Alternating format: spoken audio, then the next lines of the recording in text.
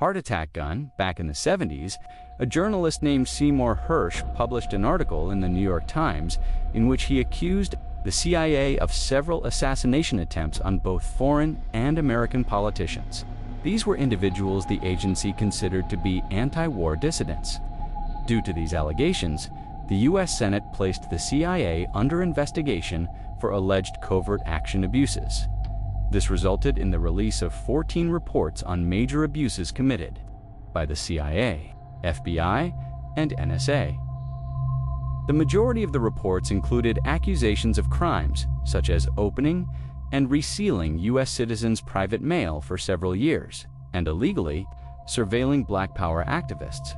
Although these claims were obviously serious, they paled in comparison to one particular conspiracy theory.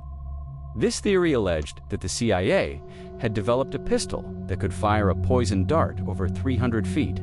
The dart could take a person's life and leave absolutely no trace as to the cause of death. As it was later revealed, this theory turned out to be true. The development of the poison dart gun was part of a program called MK Naomi. Through this program, the CIA sought to develop weapons for biological warfare. In 1975, William Colby, the CIA director at the time, had to testify in front of the committee investigating the agency. During questioning, he claimed that the CIA had developed a host of biological weapons as part of a plan to eliminate German leaders during World War II. He admitted that the research had continued well after the war. He also mentioned that the poison dart gun was almost completely silent due to the battery housed inside the handle.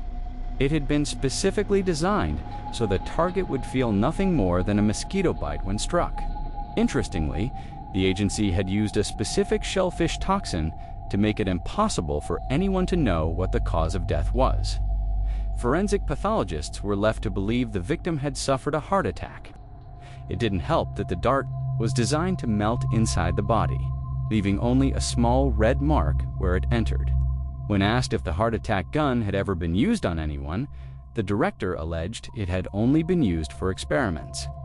There were no records of actual use. As part of the investigation, the CIA had to hand over the gun to the committee. There are some wild photos of committee members analyzing the weapon as William Colby answered questions about it. Normally, you'd expect to see something like the heart attack gun in a spy movie. It's wild to think that if the agency hadn't been investigated, they may have gotten away with using it for who knows what purposes. It's also crazy to think that if this is what they had in the 70s, we can only imagine what kind of technology they might have now. Disturbingly, the hearing was the only time the heart attack gun was ever shown publicly. To this day, it remains unclear what happened to it. Missing Japanese citizens, one night in June 1978. A 22-year-old single mother of 2 kids named Yo Uchi was working her usual shift in Tokyo, Japan's cabaret, Hollywood. After finishing her shift, right at around midnight, Yo left the cabaret through the front door and was never seen again.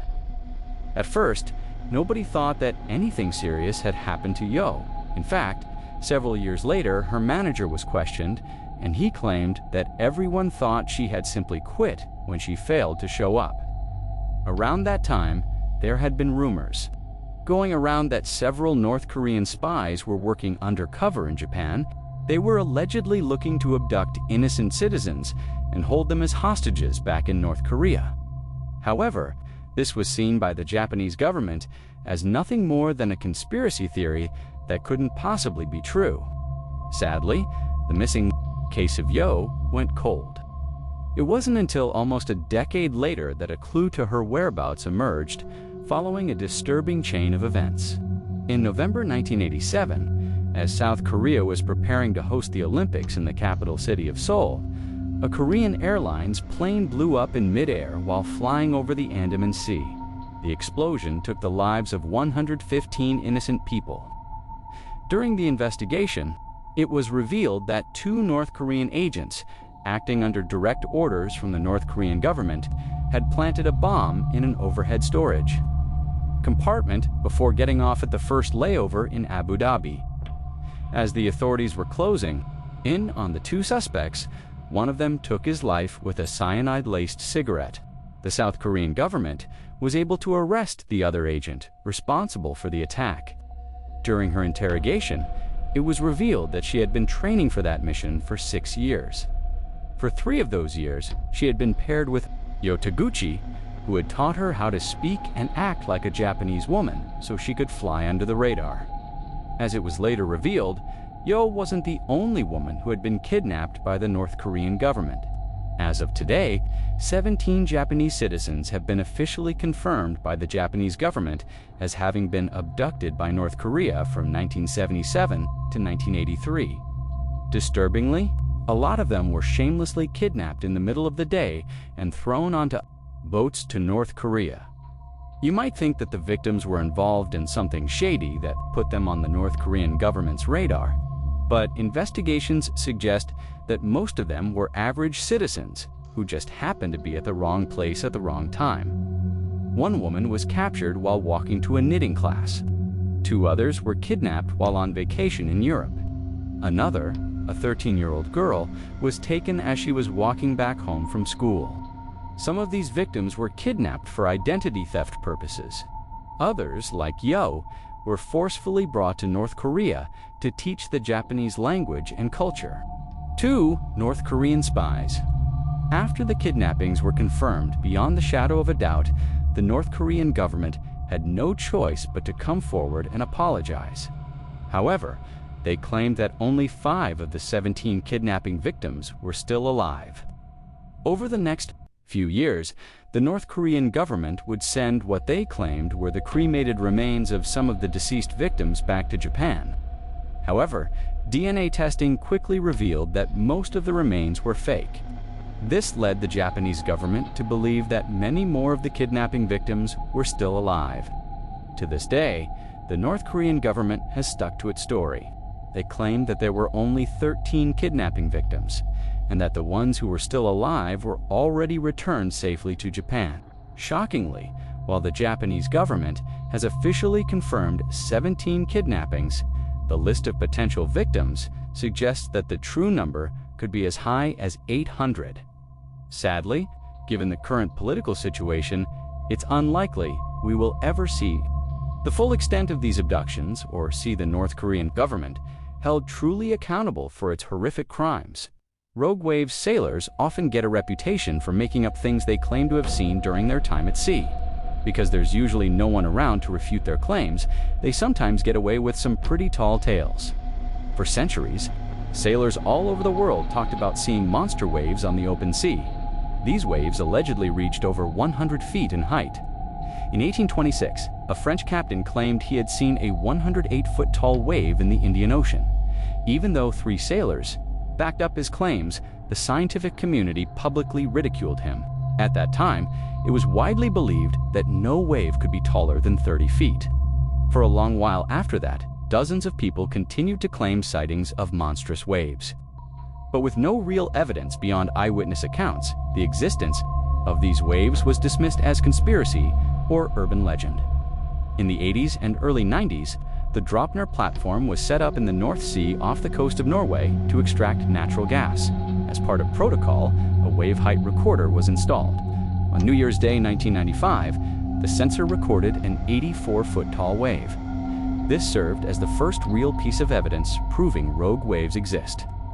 After this, people began to wonder how many sailors from centuries past had been telling the truth. More disturbingly, how many vanished sailors had been killed by such waves.